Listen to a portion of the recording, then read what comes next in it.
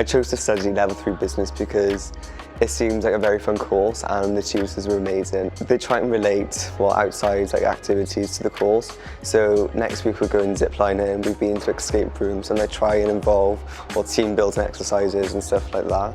So it's a really fun course and it allows you to do a lot of fun things in the college. I chose to come to Coleg Gwent because there was way more opportunities. The course variety was amazing. I'm going to go to uni to study business and marketing.